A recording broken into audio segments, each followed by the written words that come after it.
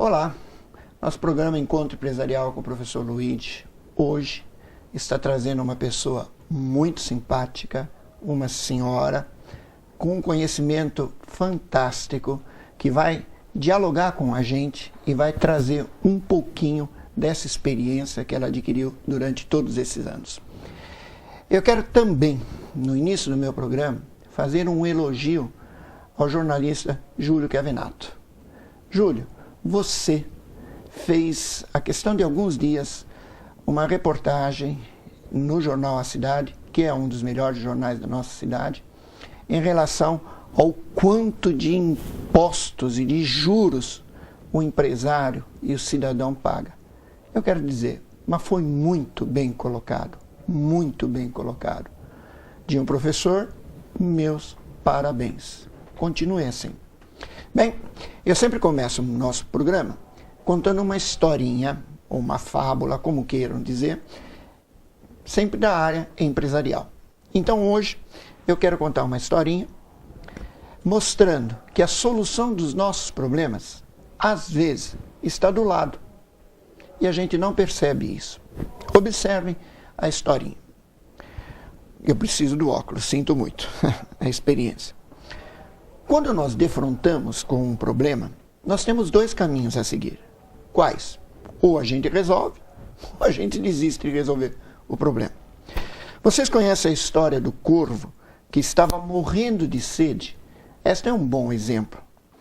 Um corvo estava morrendo de sede quando avistou ao longe um jarro de água. Aliviado e muito alegre, voou rapidamente para o jarro, mas, ao chegar, percebeu que o nível de água estava muito baixo e que, por mais que ele tentasse se curvar na esperança ou na expectativa de alcançar a água, ele não conseguia. O corvo pensou em derrubar o barro. Vamos derrubar o jarro, né? Vamos derrubar o jarro. Mas ele era pesado demais para o corvo.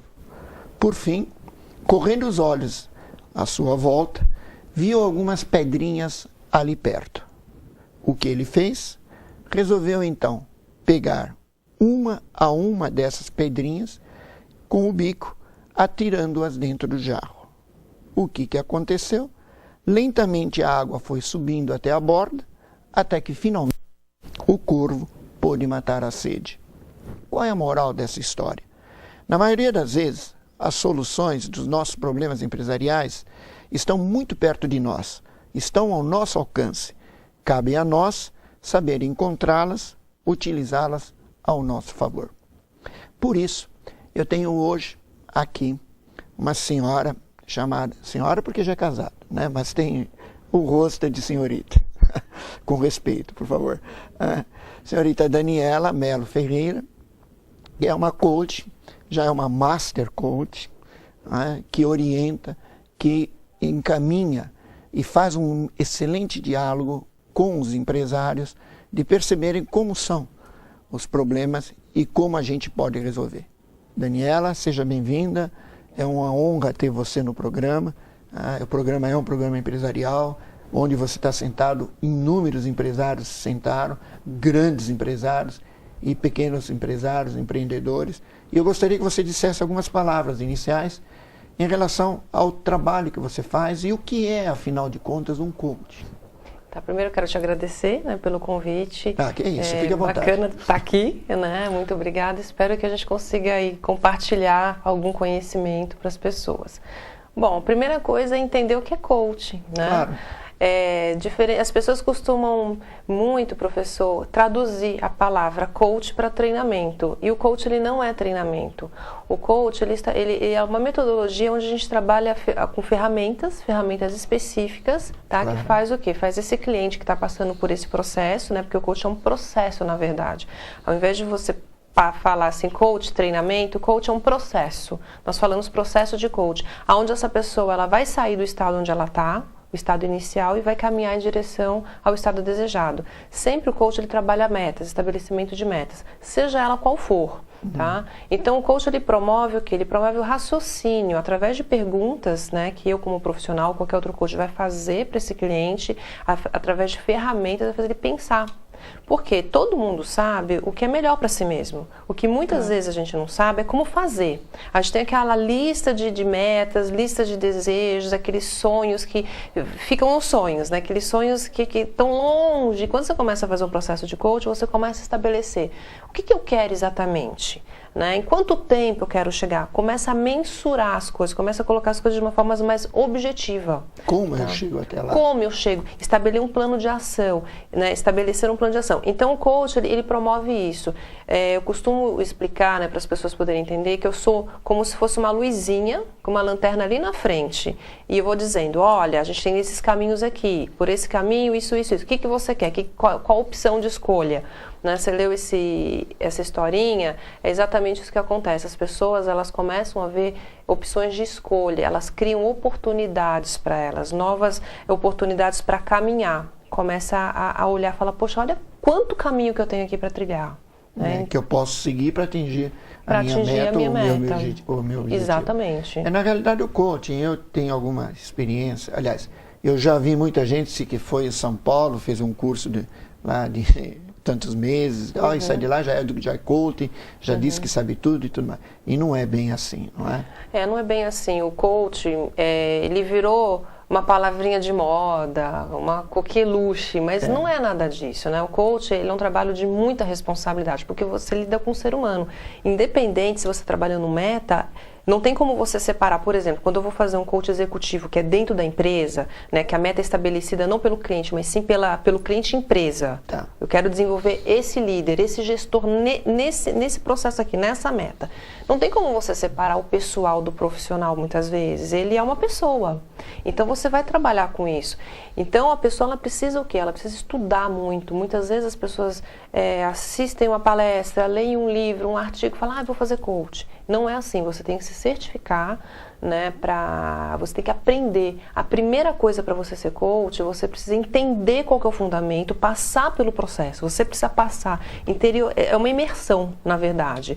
Você começa a ter seu autoconhecimento, você começa a se conhecer, a lidar com as emoções, com as situações, como fazer isso, como quebrar as crenças, que as crenças são os pontos que limitam as pessoas para andar. E todo mundo tem um monte de crença o tempo inteiro, e a gente começa a trabalhar em cima disso. Então, a primeira coisa para você ser coach, você precisa saber escutar. Escutar muito bem. E escutar, que eu falo, não são só em palavras, é o verbal e o não verbal. O tempo inteiro tem que olhar no seu cliente, ver o que ele quer dizer com isso, entender as congruências das palavras, se realmente está congruente com o que ele está falando, com o que ele está pensando, com o que ele vai fazer. Então assim, é muita coisa, é um trabalho assim, de muita responsabilidade para você começar a fazer um processo com uma pessoa que você vai mexer com emoção, você vai mexer com meta, com sonho, com valor, você mexe com tudo, né? E eu tive uma cliente uma vez, ela falou assim, Daniela, o ruim do coach é que você não fala o que eu tenho que fazer. Eu falei, que bom que eu estou fazendo certo, então. Aí você está realmente, essa é a ideia. Eu falei, que bom que você me falou isso. Ela falou, eu tenho que pensar tanto, né? Ela quis fazer uma brincadeira, na verdade. Ela falou, o ruim, porque a gente está acostumada com as pessoas falarem pra gente o que a gente tem que fazer. Claro. Né? Ensinar o tempo inteiro. E no coach, não. Não é isso. Você não fala. Você faz pergunta. Você leva seu cliente a raciocinar e descobrir as possibilidades, as oportunidades que ele vai trilhar para conseguir o que ele quer. Tá? Você falou duas coisas que realmente... Eu também sou palestrante, eu também dou palestra. E duas coisas que eu bato muito aos gestores. Não esqueça que a hora que você contrata um funcionário, vem junto com ele quem? Uma pessoa. Um ser humano. Com os seus problemas, com as suas virtudes, com as suas características.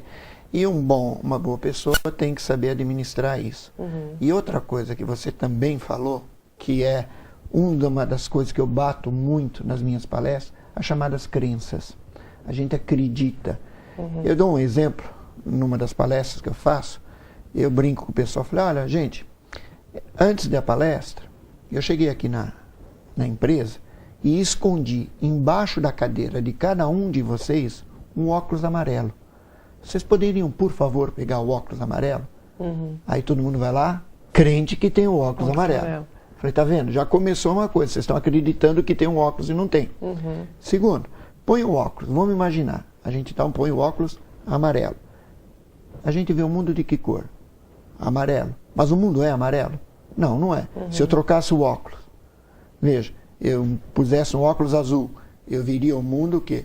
Azul, mas o mundo não é azul. Sim. É a crença que nós temos que ele é assim, quando na realidade não é. Não é. Lembra daquela crença de criança? Não toma leite com manga, porque senão você pode morrer. Eu já estava morto, então. É verdade. Eu já estava morto. Isso são crenças. Então, dentro da própria empresa, o que eu acho que o coach faz? Ele vai dialogando com a pessoa, mostrando que muitas das coisas que ele faz, não é bem assim. Ele tem começa, outro lado. ele começa a ver o outro lado, né? Exatamente. A moeda tem dois lados. Sempre. E aí ele começa. E quando quebra essa crença, você falou da manga, né? Parece um exemplo, de criança. Mas tem gente que acredita nisso até hoje. E isso faz uma diferença tão grande para a pessoa, assim como essa crença, porque as crenças elas são colocadas na gente lá atrás, desde criança. E você cresce assim, e isso vai para a tua vida profissional e pessoal também, né? Você pode acreditar assim, eu não sou boa em matemática. Eu sempre acreditei que eu não fosse boa em matemática. Porque eu não gostava de matemática, nunca nenhum professor realmente que eu tive me fez gostar da matéria. Então eu realmente teve horas que eu falava assim, não sou inteligente, não é legal, não entendo. E aí eu acreditei durante muitos anos sobre isso, que eu não sou boa em matemática, eu não tenho raciocínio lógico. E agora que eu tenho minhas filhas que estão na escola, uma que já está fazendo conta, aprendendo, eu comecei a ler e falei, poxa, eu sei ensinar. Não é que eu não sei matemática, eu sei. Então você começa a mudar a tua carreira, porque quando eu fiz a minha faculdade, eu procurava alguma área que eu não tivesse que usar muita matemática, porque eu tinha convicção que eu não sabia. Já fui o contrário. Não é? Então a crença, ela muda. E quando num processo de coaching, o que acontece? A pessoa, ela acredita aquilo e é um fator que limita ela a chegar onde ela quer muitas vezes. Claro. Ela começa a ver um monte de crença. E o processo, o que ele faz? É um processo muito rápido, quebra de crença. Então nós, profissionais coaches, a gente tem que estar assim, muito atento quando eu falei de escutar as palavras verbais e não verbais. Por quê? Porque ele fala uma crença. Você pega, ele não fala, eu tenho crença disso. Ele não te fala, ele nem sabe. É uma coisa inconsciente. Você, como profissional, você pega isso. E aí você trabalha aquilo. Porque se você não trabalha, você não consegue deixar seu cliente chegar lá na frente. Claro. E quando ele percebe e fala, poxa, eu acreditei nisso a minha vida inteira, durante tanto tempo, em uma hora, em 2 sessões, às vezes em uma sessão, em uma conversa, ele desafiou aquela crença, tirou aquele peso enorme das costas e vai em direção ao que ele quer. Então, o processo de coaching é muito importante, muito valioso por conta disso. Né? E hoje eu tenho essa certificação do Master Coach, que é o quê? Quando você faz a primeira certificação, você está ali na base, você consegue atender seus clientes, você consegue fazer um trabalho muito bem feito. Mas aí, como eu gosto muito disso e eu atuo como coach mesmo, eu fui fazendo as outras certificações. O que é? É mais conteúdo, é mais prática, é mais ferramenta, é mais habilidade. Então, quando você chega a Master, você tem assim, uma maestria melhor para lidar com as situações. Você começa a entrar na inteligência emocional, você começa a ir mais fundo no cliente para levar, principalmente quando você trabalha com coach executivo. Você lida com corporações, você está lidando com 2 pessoas ali. A empresa e o cliente que está passando no processo. Claro. Né? Então você tem uma maestria melhor para lidar com aquilo. Tá? Bom, vamos ao nosso intervalo comercial, aos nossos patrocinadores, e retornamos e vamos manter a conversa, porque está interessantíssimo. Legal. Retornamos em 1 minuto.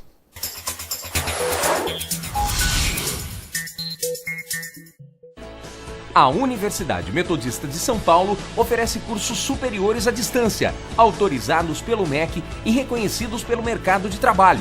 Na EAD Metodista, o aluno comparece uma vez por semana ao polo de apoio, onde assiste às aulas ao vivo, sempre acompanhado por um monitor. Cursos de 4 e 2 anos nas diversas áreas: teologia, ciências sociais, pedagogia, logística, gestão ambiental, marketing, recursos humanos e processos gerenciais para início em agosto. A Universidade Metodista está localizada no Colégio Metodista, na Rua Florencio de Abreu 714. Acesse processoseletivo.metodista.br ou ligue 16 4009-0261. Universidade Metodista de São Paulo, EAD. Transforme sua vida, transforme a realidade.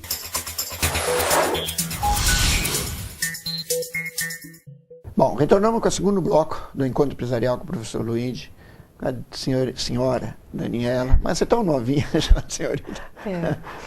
Esse é senhora, né? A senhora Daniela. Dani, diga uma coisa para mim. Olha, eu como professor e converso com bastante gente e tal, eu tenho visto muita gente ter feito coach, mas assim, um coach 3, 4 meses, um coach bem na realidade, nem presencial. Será que isso dá alguma coisa positiva? Será que ele consegue adquirir uma boa experiência para ser um coach? Porque ser um coach não é qualquer um, não. É importante